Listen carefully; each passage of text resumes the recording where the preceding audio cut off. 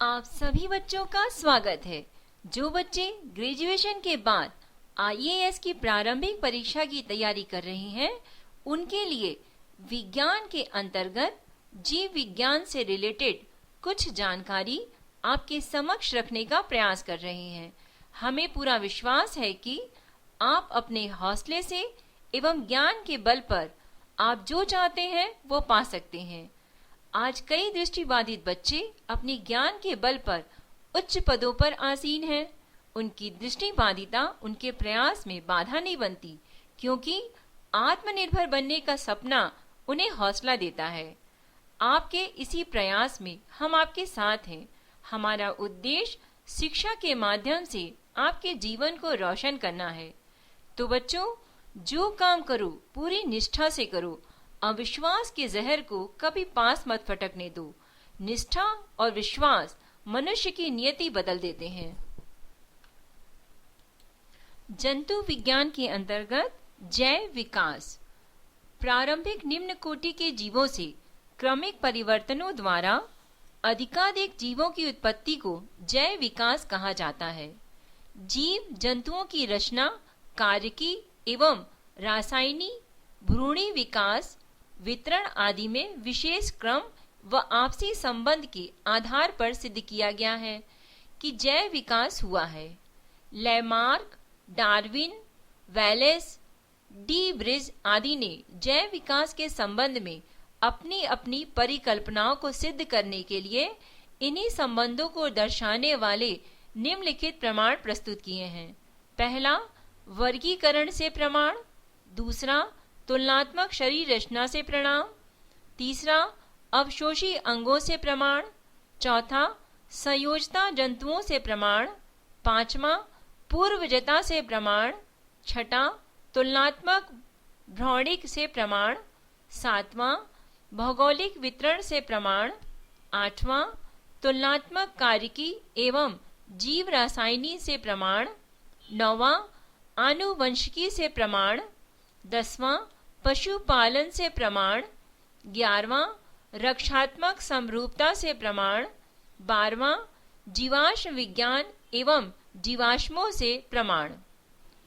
समजात अंग ऐसे अंग जो विभिन्न कार्यों के लिए उपयोजित होने के कारण काफी असमान दिखाई दे सकते हैं, परंतु मूल रचना एवं भ्रूणी परिवर्धन में समान होते हैं, समजात अंग कहलाते हैं। उदाहरण, सील के फ्लीपर, चमगादड़ के पंख, घोड़े की अगली टांग, बिल्ली का पंजा तथा मनुष्य के हाथ की मौलिक रचना एक जैसी होती है। इन सभी में ह्यूमेरस, रेडियो अल्ला, कार्पल्स, मीटाकार्पल्स आदि अस्थियां होती हैं। इनका भ्रौणिकी विकास भी एक जैसा ही होता है, परंतु इन सभी का कार्य अलग अलग होता है। सील का फ्लिपर तैरने के लिए, चमगादड़ के पंख उड़ने के लिए, घोड़े की टांग दौड़ने के लिए तथा मनुष्य का हाथ वस्तु को पकड़ने के लिए अनुकूलित होता है। समरूप अंग ऐसे अंग जो समान कार्य के लिए उपयोजित हो जाने के कारण समान दिखाई देते हैं, परंतु मूल रचना एवं भ्रूणी परिवर्धन में भिन्न होते हैं। समरूप अंग कहलाते हैं। उदाहरण, तितली, पक्षियों तथा चमगादड़ के पंख उड़ने का कार्य करते हैं और देखने में एक समान लगते हैं, परंतु इन सभी की उत्पत्ति अलग अलग ढंग से होती है।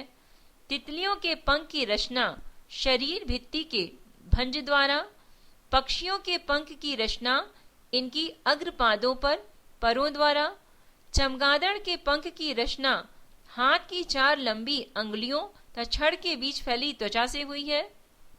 अवशेषी अंग ऐसे अंग जो जीवों के पूर्वजों में पूर्ण विकसित होते हैं, परंतु वातावरणीय परिस्थितियों में बदलाव से इनका महत्व समाप्त हो जाने के कारण कर्ण पल्लव, त्वचा के बाल, बर्मी फार्म अपेंडिक्स आदि। मनुष्य में लगभग 100 अवशेषी अंग पाए जाते हैं। सर्वप्रथम प्रकाश संश्लेषी जीव साइनोबैक्टीरिया थे। पक्षियों का विकास सरीसृपों से हुआ है।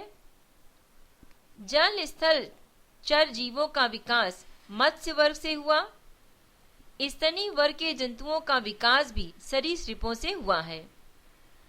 जीवाश्म अनेक ऐसे प्राचीन कालीन जीवों एवं पादपों के अवशेष जो हमारी पृथ्वी पर विद्यमान थे परंतु बाद में समाप्त अर्थात विलुप्त हो गए। भूपटल की चट्टानों में परीक्षित मिलते हैं, उन्हें जीवाश्म कहते हैं एवं इनके अध्ययन को जीवाश्म विज्ञान कहा जाता है। जैव विकास के संबंध में अनेक सिद्धांत प्रतिपादित किए गए हैं, जिनमें लैमार्कवाद, डार्विनवाद एवं उत्परिवर्तनवाद प्रमुख है। लैमार्कवाद का सिद्धांत 1809 में उनकी पुस्तक फिलॉसफी जूलॉजिक में प्रकाशित हुआ। इस सिद्धांत के अनुसार जीवों एवं इनके अंगों में सतत बड़े होते रहने की प्राकृतिक प्रवृत्ति होती है। इन जीवों पर वातावरणीय परिवर्तन का सीधा प्रभाव पड़ता है। इसके कारण जीवों में विभिन्न अंगों का उपयोग घटता बढ़ता रहता है। अधिक उपयोग में आने वाले अंगों का विकास अधिक एवं कम उपयोग में आने वाले अंगों का विकास कम होने लगता है। इसे अंगों के कम या अधिक उपभोग का सिद्धांत भी कहते हैं। इस प्रकार से जीवों द्वारा उपार्जित लक्षणों की वंशगति होती है, जिसके फलस्वरूप नई नई जातियां बन जाती हैं। उदाहरण, जिराफ की गर्दन का लंबा होना। दूसरा, डार्विनवाद। जैव विकास के संबंध में डार्विनवाद सर्वाधिक प्रसिद्ध है। डार्विन को पुरावशेष का महानतम अन्वेषक कहा जाता है। चार्ल्स डार्विन ने 1831 में बीगल नामक विश्व सर्वेक्षण जहाज पर पूरे विश्व का भ्रमण किया। डार्विनवाद के अनुसार सभी जीवों में प्रचुर संतानोत्पत्ति की क्षमता होती है, अतः अधिक आबादी के कारण प्रत्येक जीवों को अपनी आवश्यकताओं की पूर्ति हेतु दूसरे जीवों से जीवन पर्यंत संघर्ष करना पड़ता है। ये संघर्ष सजातीय, अंतरजातीय तथा पर्यावरणीय होते हैं। दो सजातीय जीव आपस में बिल्कुल समान नहीं होते। ये विभिन्नताएं इनके जनकों से वंशानुक्रम में मिलती है। कुछ विभिन्नताएं जीवन संघर्ष के लिए लाभदायक होती है, जबकि कुछ अन्य हानिकारक होती है। जीवों में विभिन्नताएं वातावरणीय दशाओं के अनुकूल होने पर वे बहुमुखी जीवन संघर्ष में सफल होते हैं। उपयोगी विभिन्नताएं पीढ़ी दर पीढ़ी इकट्ठी होती रहती है और काफी समय बाद उत्पन्न जीवधारियों के लक्षण मूल जीवधारियों से इतने भिन्न हो जाते हैं कि एक नई जाति बन जाती है। नव डार्विनवाद। डार्विन के पश्चात इनके समर्थकों द्वारा डार्विनवाद को जीनवाद के ढांचे में ढाल दिया गया, जिसे नव डार्विनवाद कहा जाता है। इसके अनुसार किसी जाति पर कई कारकों का एक साथ प्रभाव पड़ता है, जिससे इस जाति से नई जाति बन जाती है। ये कारक हैं विविधता, उत्परिवर्तन, प्रकृति विवरण, जनन। इस प्रकार नव डार्विनवाद के अनुसार जीन में साधारण परिवर्तनों के परिणाम स्वरूप जीवों की नई जातियां बनती हैं, जिनमें जीन परिवर्तन के कारण भिन्नताएं बढ़ जाती हैं। उत्परिवर्तनवाद। यह सिद्धांत वस्तुतः ह्यूगो की व्राइस द्वारा प्रतिपादित किया गया है। इस सिद्धांत के 5 प्रमुख तथ्य हैं। नंबर 1, नई जीव जातियों की उत्पत्ति लक्षणों में छोटी छोटी एवं स्थिर विभिन्नताओं के प्राकृतिक चयन द्वारा पीढ़ी दर पीढ़ी संचय एवं क्रमिक विकास के फलस्वरूप नहीं होती, बल्कि यह उत्परिवर्तनों के फलस्वरूप होती है। दूसरा, इस प्रकार से उत्पन्न जाति का प्रथम सदस्य उत्परिवर्तक कहलाता है। यह उत्परिवर्तित लक्षण के लिए शुद्ध नस्ल का होता है। तीसरा, उत्परिवर्तन अनिश्चित होते हैं। ये किसी एक अंग विशेष में अथवा अनेक अंगों में एक साथ उत्पन्न हो सकते हैं। चौथा, सभी जीव जातियों में उत्परिवर्तन की प्राकृतिक प्रवृत्ति होती है। पांचवा, जाति के विभिन्न सदस्यों में उत्परिवर्तन भिन्न भिन्न हो सकते हैं। छठा, उपयुक्त उत्परिवर्तनों के फलस्वरूप अचानक ऐसे जीवधारी उत्पन्न हो सकते हैं जो जनक से इतने अधिक भिन्न हो कि उन्हें एक नई जाति माना जा सके।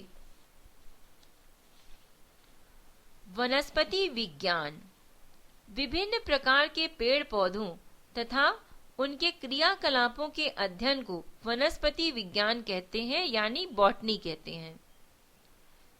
थियोफ्रेस्टस को वनस्पति विज्ञान का जनक कहा जाता है। पहला, पादपों का वर्गीकरण। एकलर में वनस्पति जगत का वर्गीकरण। अष्पुष्पदेह भिद्ध पौधा, इसे वर्ग के पौधों में पुष्प तथा बीज नहीं होते। इन्हें निम्न समूह में बांटा गया है। पहला, थैलोफाइट, यह वनस्पति जगत का सबसे बड़ा समूह है। इस समूह के पौधों का शरीर सुकाए होता है, अर्थात पौधे जड़, तना एवं पत्ती आदि में विभक्त नहीं होते। थैलोफाइट में संवहन ऊतक नहीं होता। शैवाल, शैवालों के अध्ययन को फाइकोलॉजी कहते हैं। शैवाल प्रायः पर्णहरित युक्त, संवहन ऊतक रहित, आत्मपोषी होते हैं। शैवाल का शरीर सुकाए सदृश होता है। लाभदायक शैवाल, पहला भोजन के रूप में फोरफाइरा, अल्बा, सरगासन, लेमिनीरिया, नास्टक आदि उदाहरण हैं। दूसरा, आयोडीन बनाने में लेमिनेरिया, फ्यूकस, एकल्लोनिया आदि। तीसरा, खाद के रूप में नॉस्टॉक, एनाबीना, केल्प आदि। चौथा, औषधियां बनाने में क्लोरेला में क्लोरीन नामक प्रतिजैविक एवं लेमिनेरिया में टिंचर आयोडीन बनाई जाती है। पांचवा, अनुसंधान कार्यों में क्लोरेला, एसीटेबुलेरिया, बेलोनिया आदि। क्लोरेला नामक शैवाल को अंतरिक्ष यान के केबिन के हौज में उगाकर अंतरिक्ष यात्री को प्रोटीन युक्त भोजन, जल और ऑक्सीजन प्राप्त हो सकते हैं। कवक, इसके अध्ययन को कवक विज्ञान कहा जाता है।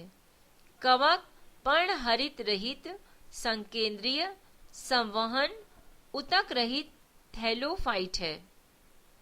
कवक में संचित भोजन ग्लाइकोजोन के रूप में रहता है। कवक की कोशिका भित्ति काइटिन की बनी होती है। कवक पौधों में गंभीर रोग उत्पन्न करते हैं। सबसे अधिक हानि रस्ट और रमट से होती है।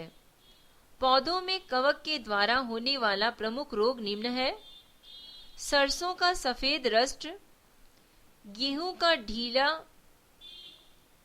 स्मट,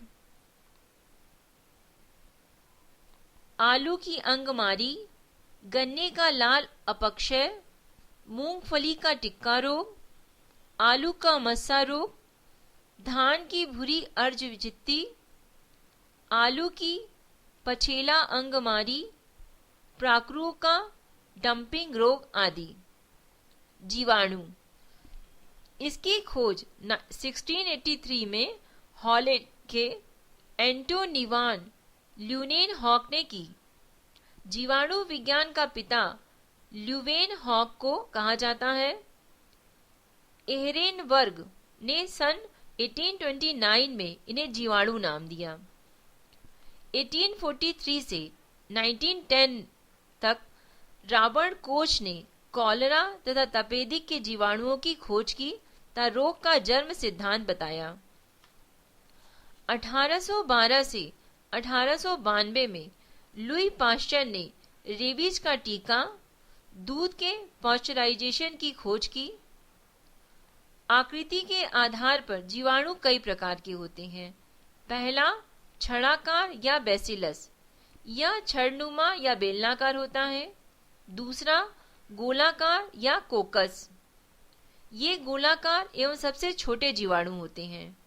तीसरा कोमा आकार या विब्रियो, अंग्रेजी के चिन्ह कोमा के यानी कॉमा के आकार के उदाहरण विब्रियो कॉलरी आदि।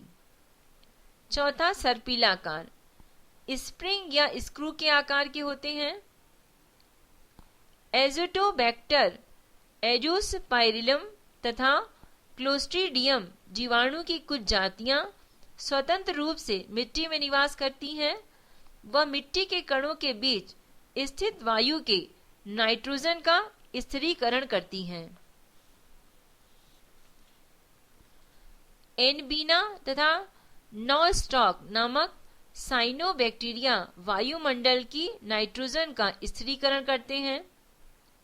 राइजोबियम तथा ब्रेड राइजोबियम इत्यादि जीवाणु की जातियां लिग्यूमिनोसी यानी मटर कुल के पौधों की जड़ों में रहती हैं और वायुमंडलीय नाइट्रोजन का स्थिरीकरण करती हैं। दूध को अधिक दिनों तक सुरक्षित रखने के लिए इसका पौष्टिकरण करते हैं। इसमें दो विधियां होती हैं। पहले दूध को 62.8 डिग्री सेल्सियस पर 30 मिनट तक गर्म करते हैं। दूसरा दूध को 71.7 डिग्री सेल्सियस पर 15 सेकंड तक गर्म करते हैं। चर्म उद्योग में चमड़े से बालों और वसा हटाने का कार्य जीवाणुओं के द्वारा होता है। इसे चमड़ा कमाना कहते हैं। आचार, मुरब्बे, शरबत को शक्कर की गाढ़ी चाशनी में या अधिक नमक में रखते हैं ताकि जीवाणुओं का संक्रमण होते ही जीवाणुओं का जीव द्रव्य कुंचन हो जाता है तब जीवाणु नष्ट हो जाते हैं। इसलिए आचार, मुरब्बे बहुत अधिक दिनों तक खराब नहीं हो पाते। शीत संग्रहगार यानी कोल्ड स्टोरेज में न्यून ताप -10 डिग्री सेल्सियस से -18 डिग्री सेल्सियस पर सामग्री का संचय करते हैं। ब्रायोफाइटा, यह सबसे सरल स्थलीय पौधा का समूह है। इस प्रभाग में लगभग 25,000 जातियां सम्मिलित की जाती हैं। इसमें संवहन ऊतक अर्थात जाइलम एवं फ्लोएम का पूर्णता अभाव होता है। इस समुदाय को वनस्पति जगत का एम्फीबिया वर्ग भी कहा जाता है। इस समुदाय के पौधे मृदा अपरदन को रोकने में सहायता प्रदान करते हैं। स्फेगनम नामक मॉस अपने स्वयं के भार से 18 गुना अधिक पानी सोखने की क्षमता रखता है। इसलिए माली इसका उपयोग पौधों को एक स्थान से दूसरे स्थान पर ले जाते समय सूखने से बचाने के लिए करते हैं। स्फेगनम मॉस का प्रयोग ईंधन के रूप में किया जाता है। स्फेगनम मॉस का प्रयोग एंटीसेप्टिक के रूप में भी किया जाता है। टेरिडोफाइटा, इस समूह के पौधे नमी छायादार स्थानों, जंगलों एवं पहाड़ों पर अधिकता से पाए जाते हैं। पौधे का शरीर जड़, तना, शाखा एवं पत्तियों में विभेदित रहता है। तना साधारण राइजोम के रूप में रहता है। पौधे बीजाणु जनक होते हैं और जनन की क्रिया बीजाणु के द्वारा होती है। इस समुदाय के पौधों में संवहन ऊतक पूर्ण विकसित होते हैं, परंतु जाइलम में वेसेल एवं फ्लोएम में सहकोशाएं नहीं होती। पुष्पमेधभिद या फूल वाला पौधा, इस समूह के पौधे पूर्ण विकसित होते हैं। इस समूह के सभी पौधों में फूल, फल तथा बीज होते हैं। इस समूह के पौधों को दो उपसमूह में बांट सकते हैं, नग्न बीज व आवृत्ति बीज। नग्न बीज, इनके पौधे वृक्ष, झाड़ी या आरोही के रूप में होते हैं। पौधे काष्ठीय, बहुवर्षीय और लंबे होते हैं। नग्न बीज पौधों की मूसला जड़ें पूर्ण विकसित होती हैं। परागण की क्रिया वायु द्वारा होती है। ये मरुद्भिद होते हैं। वनस्पति जगत का सबसे ऊंचा पौधा सिकोया सेम्परविरेंस इसी के अंतर्गत आता है। इसकी ऊंचाई 120 मीटर है। इसे कोस्ट रेडवुड ऑफ कैलिफोर्निया में कहते हैं। सबसे छोटा अनावृत बीजी पौधा जेमिया पिग्मिया है।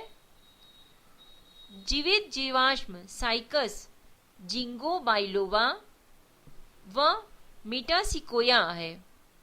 जिंगोबाइलोवा को मेडन हेयर ट्री भी कहा जाता है। साइकस के बीजांड एवं नर युग्मक पादप जगत में सबसे बड़े होते हैं। पाइनस के परागकण इतनी तादाद में होते हैं कि पीले बादल बन जाते हैं। जिग्नोस्पर्म का आर्थिक महत्व। पहला, भोजन के रूप में साइकस के तनों से मंड निकालकर खाने वाला साबूदाना बनाया जाता है, इसलिए साइकस को सागो पाम कहते हैं। दूसरा, लकड़ी। चीड़, सिकोया, देवदार, स्प्रूस आदि की लकड़ी से फर्नीचर बनते हैं। तीसरा, वाष्पीय तेल। चीड़ के पेड़ से तारपीन का तेल, देवदार की लकड़ी से सेड्रस तेल तथा जूनिपेरस की लकड़ी से सेडाकास्ट तेल मिलता है। टेनिन चमड़ा बनाने तथा स्याही बनाने के काम में आता है। पांचवा, रेजिन। कुछ शंकु पौधों से रेजिन निकाला जाता है, जिसका प्रयोग वार्निश, पॉलिश, पेंट आदि बनाने में होता है। आवृत्त बीजी। इस उपसमूह के पौधों में बीज फल के अंदर होता है। इनके पौधों में जड़, पत्ती, फूल, फल एवं बीज सभी पूर्ण विकसित होते हैं। आवृत्ति बीज उस उपसमूह के पौधों में बीज पत्र होते हैं। बीज पत्रों की संख्या के आधार पर पौधों को दो भागों में विभाजित किया है। पहला, एक बीजपत्री पौधे, दूसरा द्विबीजपत्री पौधे। एक बीजपत्री पौधे उन पौधों को कहते हैं जिनके बीज में सिर्फ एक बीजपत्र होता है। उदाहरण के रूप में लहसुन, प्याज, सुपारी, ताड़, नारियल, खजूर, गेहूं, मक्का, गन्ना, चावल, ज्वार, बाजरा आदि। द्विपक्षी पौधे इस वर्ग में वे पौधे आते हैं जिनके पौधों के बीज में दो पत्र होते हैं।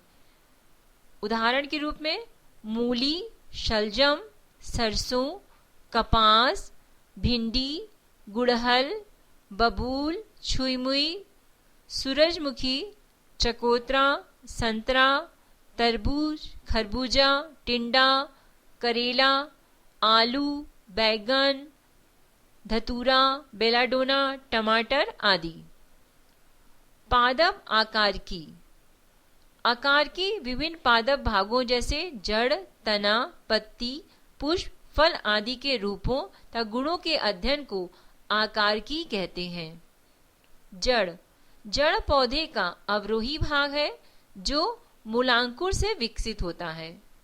जड़ सदैव प्रकाश से दूर भूमि में वृद्धि करती है।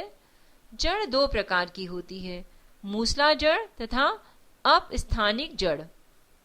तना यह पौधे का वह भाग है जो प्रकाश की ओर वृद्धि करता है। तना प्रांकुर से विकसित होता है। यह पौधे का प्ररोह तंत्र बनता है। तने का रूपांतरित उदाहरण है आलू, बंडा केसर, प्याज, हल्दी, अदरक आदि। पत्ती यह हरे रंग की होती है। इसका मुख्य कार्य प्रकाश संश्लेषण की क्रिया द्वारा भोजन बनाना है। पुष्प यह पौधे का जनन अंग है। पुष्प में बाह्य दलपुंज, पुमंग और जायांग पाए जाते हैं। इनमें से पुमंग नर जननांग तथा जायांग मादा जननांग है। पुमंग में एक या एक से अधिक पुंकेसर होते हैं। पुंकेसर में परागकण पाए जाते हैं। जायांग इसमें अंडप होते हैं। अंडप के 3 भाग होते हैं, अंडाशय, वर्तिका एवं वर्तिकाग्र। परागण, पराग कोश से निकलकर अंडक के वर्तिकाग्र पर पराग कणों के पहुंचने की क्रिया को परागण कहते हैं। परागण दो प्रकार से होते हैं, स्वपरागण एवं परपरागण। निषेचन, पराग नली बीजांड में प्रवेश करके बीजांड काय को भेदती हुई भ्रूण कोश तक पहुंचती है और पराग कणों को वहां छोड़ देती है। इसके बाद एक नर युग्मक एक अंड कोशिका में संयोजन करता है, इसे निषेचन कहते हैं। निषेचित अंड युग्मनज कहलाता है। आवृत्त बीजी में निषेचन त्रिक-संलयन, जबकि अन्य वर्ग के पौधों में द्विसंलयन होता है। अनिषेक फलन, कुछ पौधों में बिना निषेचन हुए ही अंडाशय से फल बन जाता है। इस प्रकार बिना निषेचन हुए फल के विकास को अनिषेचक फलन कहते हैं। साधारणतः इस प्रकार के फल बीज रहित होते हैं, जैसे केला, पपीता, नारंगी, अंगूर एवं अनानास आदि। फल का निर्माण, फल का निर्माण अंडाशय से होता है। संपूर्ण फलों को 3 भागों में विभाजित किया गया है। पहला सरल फल जैसे अमरूद, केला आदि। दूसरा पुंज फल जैसे स्ट्रॉबेरी, रसभरी। तीसरा संग्रथित फल, कटहल, शहतूत आदि। कुछ फलों के निर्माण में बाह्य दलपुंज या पुष्पासन आदि भाग लेते हैं। ऐसे फलों को असत्य फल कहते हैं, जैसे सेब, कटहल आदि। पादप उतक, उतक समान उत्पत्ति, संरचना एवं कार्यों वाली कोशिकाओं के समूह को उतक कहते हैं। विभयोज्योतिक उतक, पौधे के वर्धी क्षेत्रों को विभयोज्योतक कहते हैं। इनमें बनी संतति कोशिकाएं वृद्धि करके पौधे के विभिन्न अंगों का निर्माण करती हैं। यह प्रक्रिया पौधे के जीवन पर्यंत चलती है। विभज्योतिक उतक के विशिष्ट लक्षण निम्न हैं। पहला, ये गोल अंडाकार या बहुभुजाकार होता है। दूसरा, इनकी भित्तियां पतली तथा एकसार होती हैं। तीसरा, जीव द्रव्य संघन केंद्रक बड़े तथा राजधानी छोटी होती है। चौथा, कोशिकाओं के बीच अंतर कोशिकीय स्थानों का अभाव होता है। शीर्षस्थ विभज्योतक, ये उतक जड़ों अथवा तनों के शीर्षों पर पाए जाते हैं, तब पौधे की प्राथमिक वृद्धि इन्हीं के कारण होती है। पार्श्व विभज्योतक, इनमें विभाजन होने से जड़ तथा तने के घेरे में वृद्धि होती है, अर्थात इससे तना एवं जड़ की मोटाई में वृद्धि होती है। अंतर्वेशी विभज्योतक, यह वास्तव में शीर्षस्थ विभज्योतक का अवशेष है, जो बीच में स्थायी उत्कों के आ जाने से अलग हो जाया है। इनकी क्रियाशीलता से भी पौधा लंबाई में वृद्धि करता है। इसकी महत्ता वैसे पौधे के लिए ही है जिनका शीर्षांग को शाकाहारी जानवर खा जाते हैं। शीर्षाग्र खा लिए जाने पर ये पौधे अंतर्वेशी विभज्योतक की सहायता से ही वृद्धि करते हैं, जैसे घास। स्थायी उतक, स्थायी उतक उन परिपक्व कोशिकाओं के बने होते हैं जो विभाजन की क्षमता को खो चुकी है तथा विभिन्न कार्यों को करने के लिए विभेदित हो चुकी हैं। ये कोशिकाएं मृत अथवा जीवित हो सकती हैं। सरल उतक, यदि स्थायी उतक एक ही प्रकार की कोशिकाओं के बने होते हैं तो इन्हें सरल उतक कहते हैं। जटिल उतक, यदि स्थायी उतक एक से अधिक प्रकार की कोशिकाओं के बने होते हैं तो उन्हें जटिल उतक कहते हैं। जाइलम, इसे प्रायः कास्ट भी कह देते हैं। यह संवहनी उतक है। इसको 2 मुख्य कार्य हैं इसके। पहला, जल एवं खनिज लवणों का संवहन एवं यांत्रिक दृढ़ता प्रदान करना। पौधे की आयु की गणना जाइलम उतक के वार्षिक वलय को गिनकर ही की जाती है।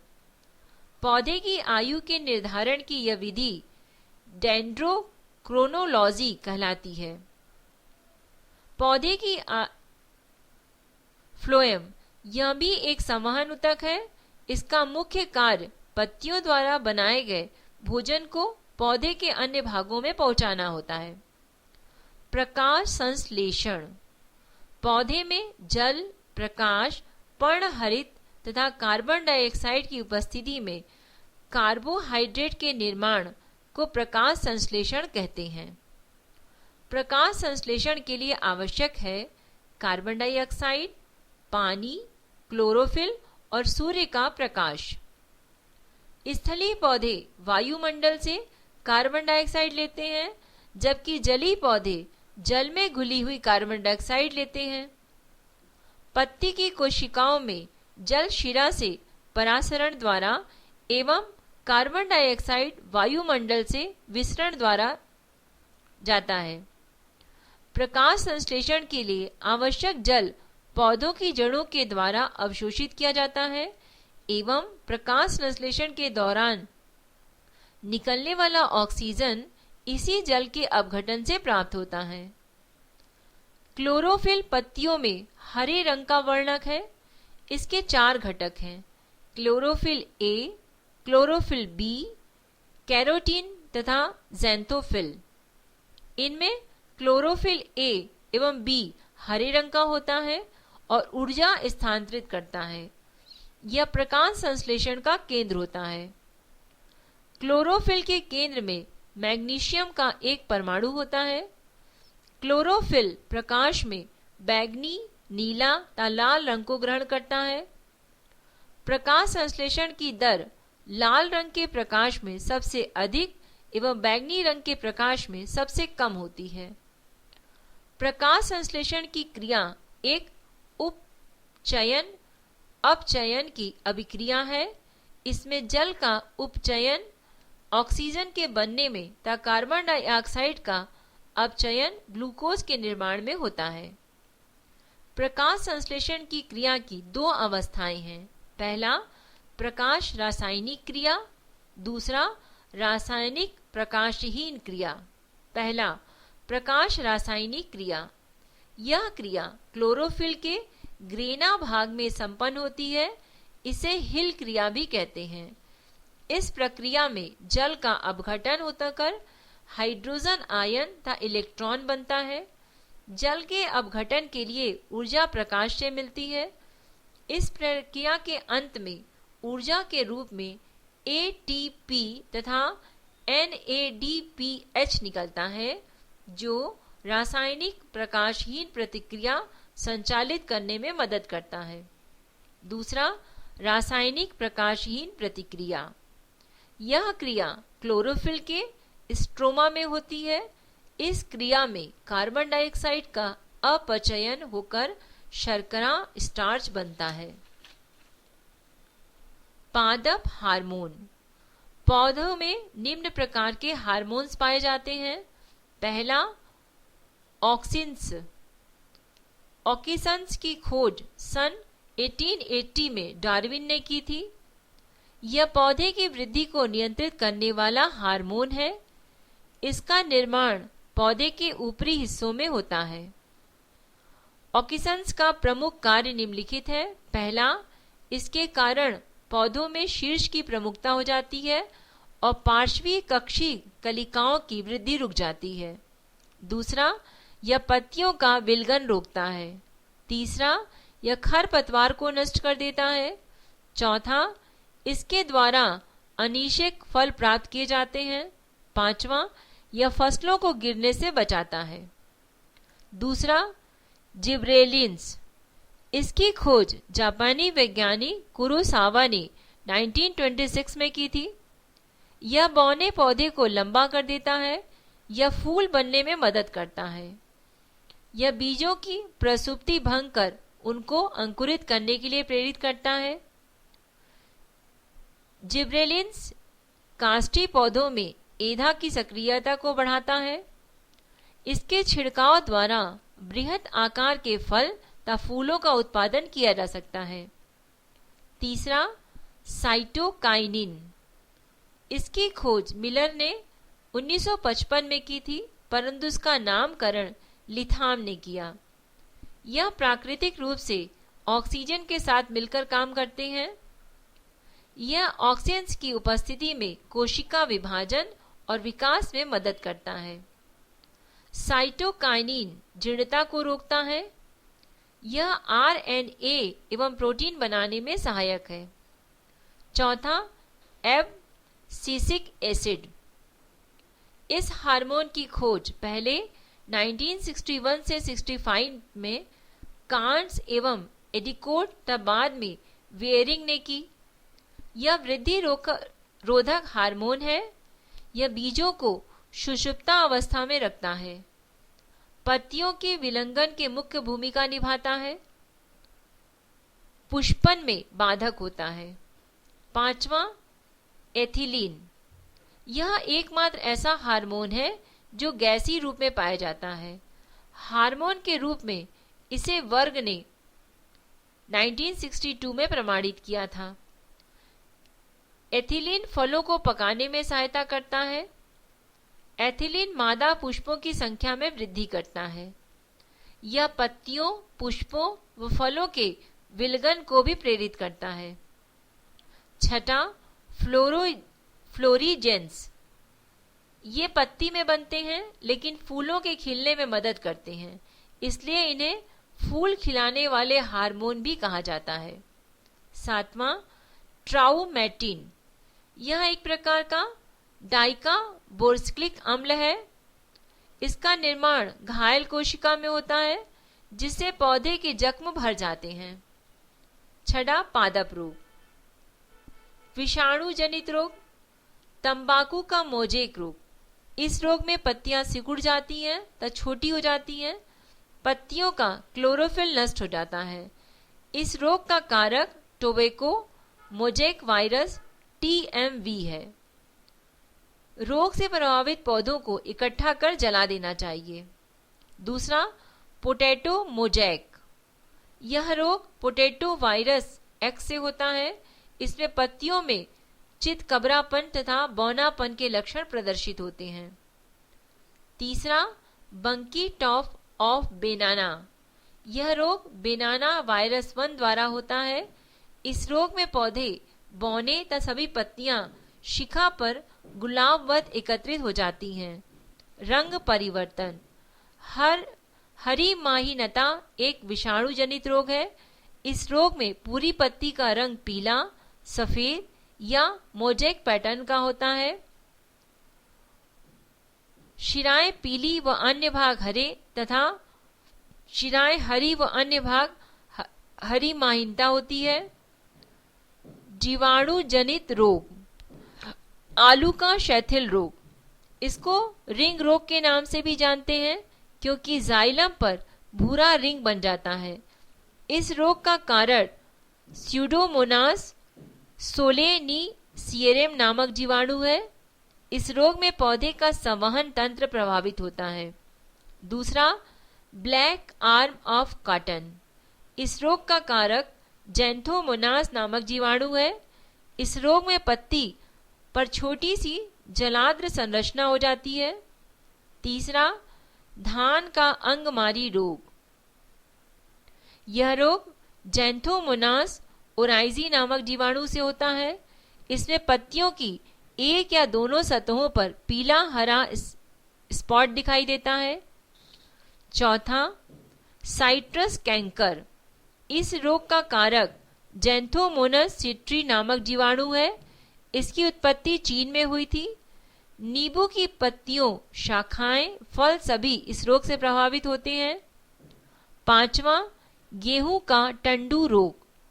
इस रोग का कारक कोरिनोबैक्टीरियम टिट्रिक नामक जीवाणु तथा एंजुनाइन टिट्रिकी नामक नेमेटोड है। इस रोग में पत्तियों के नीचे का भाग मुरझाकर मुड़ जाता है।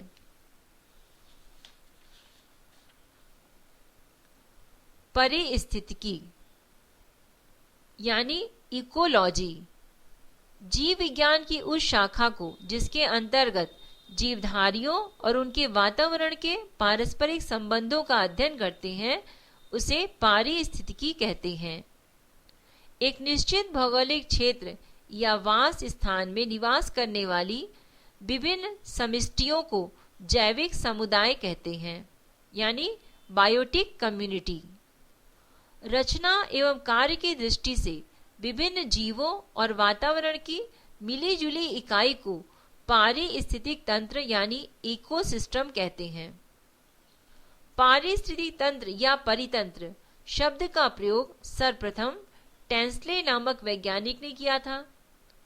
संरचनात्मक दृष्टि से प्रत्येक पारिस्थितिक तंत्र को दो घटकों का बना होता है, पहला जैविक घटक और बी अजैविक घटक।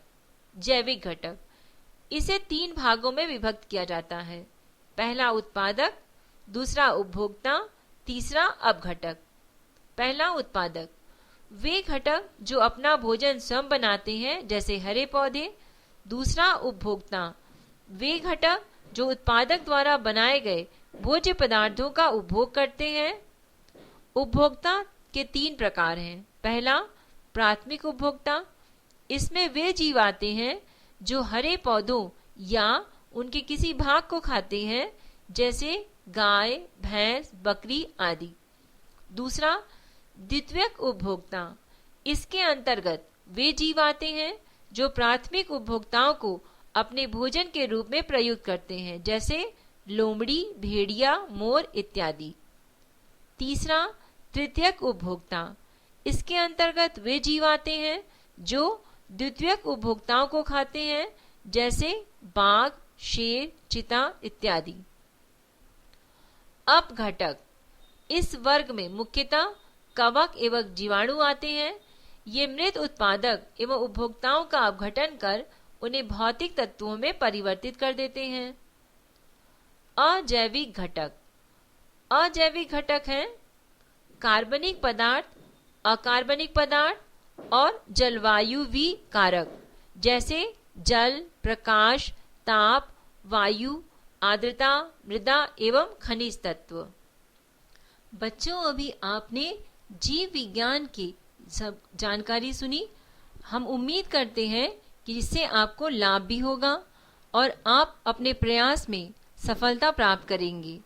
हमसे आप संपर्क करने के लिए मेल कर सकते हैं। हमारा मेल आईडी है voiceforblind यानी voiceforblind@gmail.com। तो बच्चों, जहाँ चाह है वहाँ राह है। धन्यवाद।